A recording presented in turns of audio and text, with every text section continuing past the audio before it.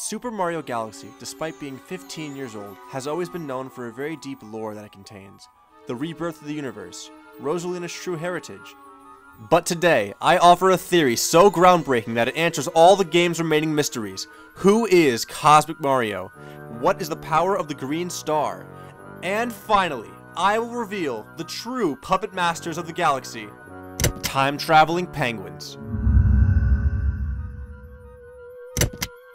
Before you call me crazy, let's go over the penguins' place in Super Mario Galaxy. Super Mario Galaxy contains 42 different galaxies. Of these levels, 8 of them contain penguins, which is strange that in a game about a very diverse galaxy, 1/7 of the levels all contain the same animal. In order to better understand the penguins' motives, let's go over every single time we see one in the game. Loopdeeloop and Loopdeeswoop Galaxy. Loopdeeloop Galaxy is one of the first galaxies you unlock in the game. In it, Mario has to complete a very challenging course on a manta ray in a certain amount of time. If he does, he gets a power star. The person that gives you the power star is Coach, our very first important character for this theory. Coach is a giant king penguin that seems to be the leader of all the other penguins in the game. He also seems to have an abundant access to power stars, the game's main collectible that fuel Rosalina's ship, the Comet Observatory, which acts as a hub world from which Mario can select each level he goes to. The reason I bring up the Comet Observatory is because the other level I just mentioned, Loopdeeswoop Galaxy, is not accessed like other levels in the game. Normally, when entering a level, Mario flies straight there. However, with Loopdeeswoop and a few select other levels, Mario flies through a green portal in the sky that I believe is a portal through time, connected directly to the green stars, hungry Lumas, and mystery galaxies. Time travel is tricky, and this is about to get very confusing, so put Coach and the penguins on the back burner and let's discuss how time travel works in Mario Galaxy. Starting with the fact that Loopdeeloop and Loopdeeswoop are actually the same place. If you want proof, look at Loopdeeloop and Loopdeeswoop Galaxy's differences. They have the exact same starting platform, the exact same podium, and the exact same goal ring and subsequent race ring. They are the same place. It's just a different track because it's a different point in time. All the penguins acknowledge Mario as an old pro, and the coach even says, "You again? Back for more race surfing?" As if to say, you're back in the same place, but the course has changed. But what does this have to do with the green stars? For those who don't know, green stars are found only 3 times throughout the entire game. After finding all 3, it unlocks 3 special galaxies, one of which being Loopdeeswoop. There is also mention of the green stars and the Lumas that go with them having great power. Based on what we've already seen, that power seems to be time travel. But Nico, I hear you asking, what about the hungry Lumas? They create portals too. This is true, and while I did say that the green Lumas are told to have great power, they are not the only ones seen to have great power. Red Lumas can fly. Hungry Lumas can create portals and galaxies. Who knows what they can do? Just look at the color. The green star, the green portal. But how do we know it's a time portal? Let's look at one last smoking piece of evidence. In the endgame, you unlock a secret dome where you access 4 secret levels, one of which being Matter Splatter Galaxy. Already, the similarities arise. Look at that green aura surrounding the entire thing. And when entering the galaxy, it becomes even more apparent what this green aura is. Time dilation. Matter Splatter Galaxy consists of platforms that reappear and disappear depending on what time you're standing on them. With this in mind, it's not crazy to theorize that the stuff around Matter Splatter Galaxy is the exact same stuff that the portals are made out of. Finally, Matter Splatter Galaxy is special in that it is marked on the world map as a question mark block, which leads me to believe that these question mark block levels are also dilated in time. I swear, the rest of this theory is not that complicated, but time travel is tricky stuff. Anyways, let's keep going with Coach. The first instance of suspicious penguin activity takes place at Beach Bowl Galaxy. For many of the missions, you must talk to Coach, and Coach will be the one to give you a star. Once again reiterating that Coach has access to a lot of power stars. Where it gets really interesting is in the mission Passing the Swim Test, in which Mario walks up to Coach, Coach says, "Hey, get this gold shell out of the water."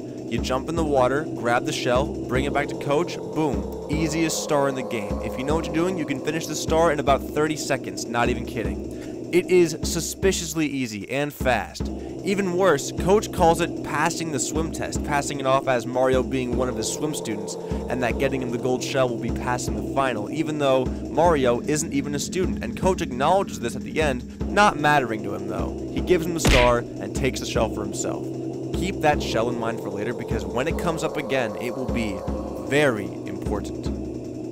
Our second instance of Coach being suspicious, and our final instance of seeing him in the game, is in the mission, The Mystery of the Undersea Cavern, in which Coach tells Mario to not break a specific part of the wall underwater. Meanwhile, other penguins are egging Mario on to do it, with Coach being cut off before he can finish his warning. Don't break the wall with the shell, okay? I'm serious. When Mario inevitably does break this wall down, what does he find? A creepy cave with no music, full of Goombas, bats, and events guarding a launch star that takes you to Stone Cyclone Galaxy. A gauntlet of thwomps and womps with black holes and cyclones trying to kill you at every single turn. The question is, did Coach know about this? And if so, why was he hiding it? Even more so, why was he hiding a power star here? Hosting races, guarding stars, hiding secrets, what is this Coach guy up to? Unfortunately, we may never know, because that is the last time we see Coach in the entire game. Well, not exactly, but we'll get back to that. We have to make one more stop first at Buoy Galaxy. Buoy Galaxy is found in the third dome, the kitchen, alongside Beach Bowl Galaxy. Notably, Buoy Galaxy is another secret galaxy, meaning that when Mario shows up, it might not be at the right point in time. Anyways, let's get into it. Buoy Galaxy is an underwater base constructed around a tower with a Pokeball at the top. In the Pokeball is a power star. However, there are 3 penguins swimming in the water of the supposedly abandoned fortress. These penguins act as tutorials, teaching Mario how to swim in the water below. Interestingly enough though, also in the water below lies a warp pipe. When Mario enters this pipe, he comes across a secret section to the base. What is this secret section guarding behind bullet bills? A green star, capable of time travel as we've said. Meaning, Buoy Galaxy is in fact a time-traveling base. Coach, time travel, Buoy Base, where does it all connect? These all seem like separate things that are disconnected from each other. Well, I'm about to bring it all together with the mastermind behind the Penguin time traveling mission, Penguru. Spoiler alert, Penguru is Coach from the future. Look at them. All he has is a beard, but it's the same guy. Not to mention, Coach is just a title, not a name. And what does Penguru mean? Let's break it down. Penguin Guru. Guru is a coach. And for the rest of the video, I will be addressing both of them as Penguru for simplicity's sake. So now Coach is Penguru.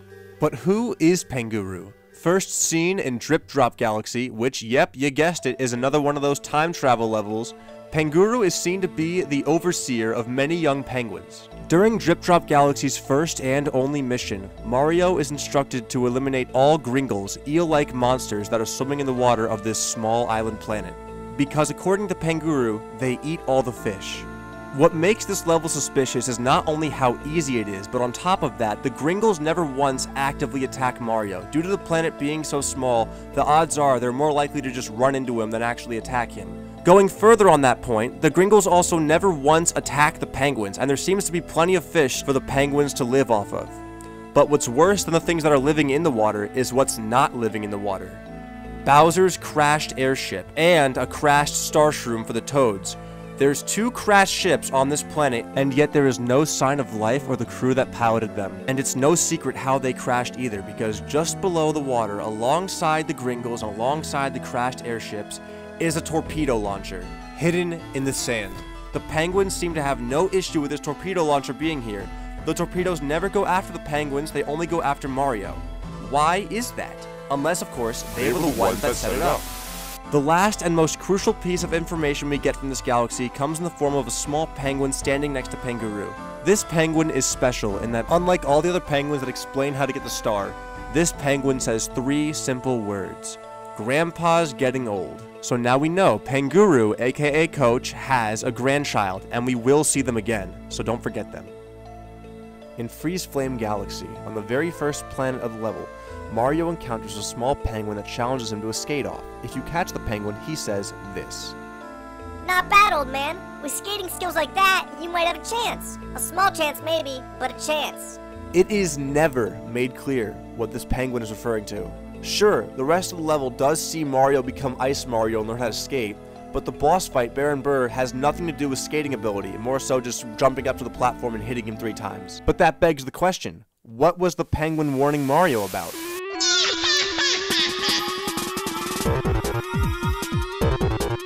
Throughout the game, prankster comets will orbit galaxies you've already completed, allowing you to go back and play a challenging version of the level for an extra star. One type of comet is the Cosmic Comet. When it's in orbit, Mario must race Cosmic Mario for a star. In Freezeflame Galaxy, if you don't skate, you will lose the race, making that skating ability the penguin mentioned earlier very crucial for this specific instance, which makes it even more suspicious.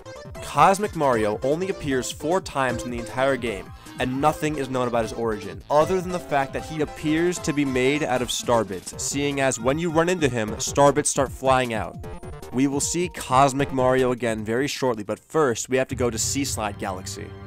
Seaslide Galaxy acts as the home of the penguins, but upon landing it is immediately threatened by Guppy.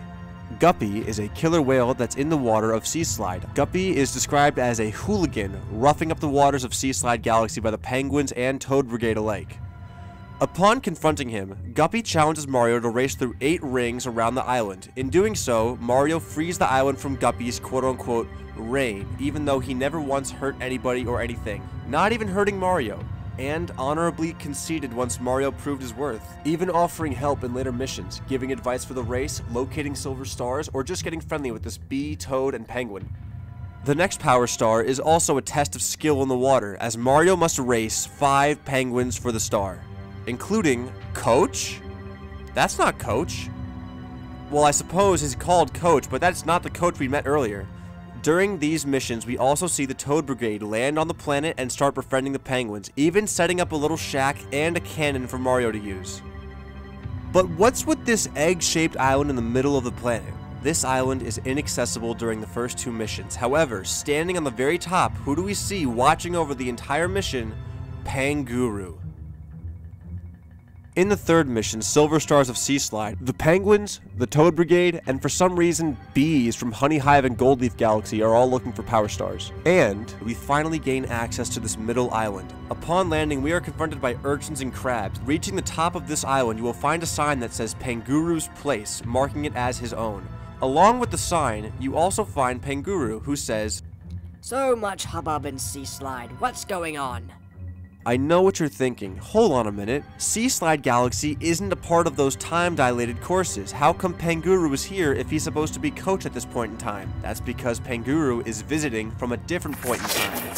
You want proof? Check out the name of his island, Panguru's Place. I believe that this sign acts not as a deed claiming Panguru to own this island. I believe it acts as a dedicated place to respect and honor the legend of Panguru back when he was a coach. It's safe to assume that Panguru from the future is visiting a time where he was just replaced as coach. I'm choosing to save the Cosmic Mario race for later, but for now, we have to finally get into the true motivation, true motive behind the penguins' time traveling. All the proof, all the information we've collected so far will finally be gathered together to prove not only is Panguru the mastermind of a time-traveling penguin cult, but we will also explain the source of his power, size, and age. Let's dive into the smoking gun of this entire theory, Bigmouth Galaxy. Crappy Netflix shows aside, Bigmouth Galaxy is not only a time travel galaxy, but it is one of the eeriest and most unsettling in the entire game. Like all other bonus galaxies, Bigmouth only contains 1 star, but what happens in this mission is truly horrifying. Mario flies through deep dark space and lands in the mouth of a giant stone fish, whereupon he finds Panguru and a glowing golden chest guarded by fire and a Koopa. The only way to open it is unknown, so Mario jumps into the water below. Our first immediate red flag comes in the form of 2 boos floating in the water. This place is supposed to be Panguru's hideout. Why are there 2 dead bodies in the water of his hideout? Swimming further into the cave, Mario comes across a Gringle in the water. Why is there a Gringle in the water if the penguins hate them so much? Alongside the Gringle are 4 Cyclones and a massive glowing jellyfish. These two beasts act as guardians. What are they guarding? Pieces to a warp star. The launch star flings Mario out of the water into an upside-down lake on top of the cave. At the top of this cave, we see the answer to everything. The golden shell. We will get right back to why the golden shell being here is so disastrous, but first, let's finish this mission. Mario swims back down with shell in hand and exits the cave the same way he entered. Only this time, there are hundreds of boos, hundreds of dead bodies swimming in the water of this lake, hundreds of victims of Panguru that he has brought out to this cave and murdered, swimming around in front of you. Mario kills as many ghosts as he can and goes to throw the shell at the golden chest, expecting a star to pop out. But what comes out instead? Captain Toad. Captain Toad claims that he just fell in to the treasure chest, but I call bullshit on that. Panguru is standing right there as he makes that claim, and unfortunately for him, Mario flies away with the Power Star, leaving him alone with Panguru. All this information is great, but what does it mean? Here is Panguru's story.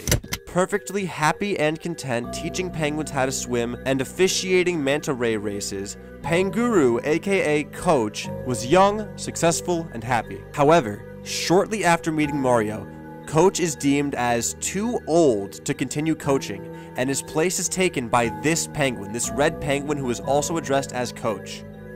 Panguru accepts this defeat and decides to settle down and start a family.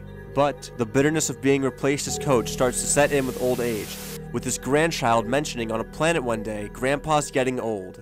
These words set off Panguru and send him into a downward spiral. In an attempt to prolong his life, Panguru finds out about the gold shell's medicinal abilities previously mentioned in the Nintendo guidebook for the game Yoshi's Egg. Quoting, "It tastes dreadfully unpleasant, but its nutrition will maximize physical strength. Good medicine tastes bitter, as they say." Remembering seeing the shell on Beach Bowl Galaxy, Panguru decides to go meet up with his younger self and intercept it. But Nico, how did he get back in time? It's very simple. He started creating weapons. The torpedo launcher found on Drip Drop Galaxy was used to lure in ships, take them down, and steal their parts until Panguru can go out into the world and find a green star to time travel with. He uses these parts to create Buoy Galaxy, a time-traveling base of operations similar to the Comet Observatory. Upon finding his younger self, he gets Coach to agree to get the gold shell. Coach then tricks Mario into stealing the gold shell for him. Wanting to make sure that this power lasts them a long time, Panguru goes even further back in time to before we even meet them and gives an even younger version of Coach the gold shell. Coach immediately grows in size, so to guard extra power stars that will later be used as fuel for Buoy Base, and to have a place to test their newfound strength, Panguru and Coach set up the Thwomp obstacle course in Beach Bowl Galaxy. Now having used the power of the gold shell to make themselves stronger and live longer, Panguru decides to stow it away in Bigmouth Galaxy, his hideout, killing anybody that gets near it, utilizing Gringles found in both Seaslide and Beach Bowl Galaxy as guard dogs, keeping it safe. If you have any doubts about this theory at all, I have one more piece of evidence that will put you in your place. The penguin that Mario finds on Freezeflame Galaxy is none other than Panguru's grandchild. Note the use of the word old both times Mario meets this penguin, calling both Mario and Panguru old man. But how did Panguru's grandson know that Cosmic Mario was going to be at Freezeflame Galaxy? Simple, because Cosmic Mario is part of Buoy Galaxy, aka the Cosmic Comet. That's right, Buoy Galaxy is the Cosmic Comet. For proof, just look at Rosalina's ship, the Comet Observatory. When it flies, it becomes a comet, just like the ones we see hovering around planets on the world map. After seeing how good Mario was at nabbing stars in his past, Panguru decided to use some Starbit energy to create Cosmic Mario to go collect stars for Buoy Galaxy. And we even see Rosalina use the exact same kind of magic in Super Mario Galaxy 2 when she appears as a cosmic projection of herself helping Mario find stars. And somehow, there's even more. Like, for instance, how did Captain Toad end up inside of the chest at Bigmouth Galaxy? I'll tell you right now. The final mission of Seaslide Galaxy is, of course, a Cosmic Mario race. But when Cosmic Mario arrives, all Toads and Penguins are gone. However, at the very beginning cutscene of Cosmic Mario's race in Seaslide, Who can you see standing in the middle of the island? Panguru. I believe this was the point that Panguru ordered the penguins to capture the toads. And for the Toad Brigade, this story gets even darker, because the Toad Brigade is dead. Even worse, we actually see them after they die in Deep Dark Galaxy, aka Purgatory itself. From the get-go, Deep Dark Galaxy is unsettling, not only having the same score as Bigmouth Galaxy, but being an amalgamation of nothing but other galaxies we've already seen. Coming across mini-bosses, like the Undergrunt Gunner last seen in Toy Time and Goldleaf Galaxy, alongside Camella on her crashed ship, which is now deemed the Ghost Ship, because Camella died in space during her fight with Mario at Space Junk Galaxy. With all these ghosts floating about, it makes the Toads' claim that they are on vacation even sadder, seeing as they are in denial of their death. Getting even darker, we also come across a lot of structures that look eerily like Buoy Galaxy, with metal camo walls and fake grass on top of them, along with poles. It all seems very similar. But the most horrific pieces of evidence come in the form of 3 more creatures hiding in the depths below. First of all, Gringles. More Gringles in the water. This is the only level that Gringles appear in which penguins don't, because these Gringles are the ones that have been starved to death under Panguru's watch at Bigmouth Galaxy. Also perishing under Panguru's watch at Bigmouth, the jellyfish. Other than Bigmouth, this jellyfish only appears in Deep Dark Galaxy, and that cannot be a coincidence. Panguru does not care about anybody but himself. This final creature suffered a fate much worse than death. This final creature is Guppy. Isn't it strange how after beating Seaslide Galaxy, Guppy randomly went missing, never to be seen again? I believe Panguru captured Guppy and at some point killed him, allowing him to once again challenge Mario to swim through 8 rings. And while Guppy's spirit is in purgatory, something much worse happened to his body. Let's look at one final galaxy. Unexpectedly, the galaxy that takes the most stars to unlock is not in the garden. It's in the engine room. A secret galaxy, distorted by time. Bonefin Galaxy. Interestingly enough, Bonefin Galaxy also has an unlocking condition on top of having to get 52 stars. In order to unlock Bonefin Galaxy, the player must first complete one other galaxy. What galaxy is that? Drip Drop Galaxy. Bonefin Galaxy and Drip Drop Galaxy are the same place. A single sandy island covered in water out in the middle of nowhere. Except Bonefin Galaxy is significantly further in the future. When Mario enters the galaxy, he lands on an abandoned star shroom floating out in the middle of space. The music is the exact same of that in Drip Drop Galaxy, until Mario hits the water and we see Kingfin. A monstrous, raging, skeletal shark creature that comes out of the middle of the island, defending the star. I believe that Kingfin is Guppy, sat in a cave for hundreds of years, rotting away, deteriorating, full of Power Star energy, turning him into a giant beast he is today. Want more proof? Look at the scar on Guppy and Kingfin. They almost match up perfectly, having that distinctive X shape on the left side of their face. Even more proof, I don't believe Kingfin actually ever intentionally attacks Mario once. Much like Guppy, much like the Gringles, Kingfin just aimlessly roams around the island, trying to find a way to escape, smashing pillars, wanting to break free. That is to say, this boss fight is not without its hostiles, because in the water there are also skeletal shark torpedoes. These torpedoes are most certainly robotic. How do I know this? Listen to what sound they make. That is the exact same sound as the torpedo launcher last seen in Drip Drop Galaxy, all in defense of another victim of Panguru's rampant murders. And with that, we're done. In summary, we have penguins using the gold shell to prolong their life forever, to keep a tight grip over the universe, sending out cosmic clones, shark bodies, and their own children to maintain the order they control. Panguru and his cronies are time-traveling murderers. And that has been my Super Mario Galaxy video. This was insanely hard to make, so please subscribe. If we get to 100,000 subscribers, I will capitalize the N in my name.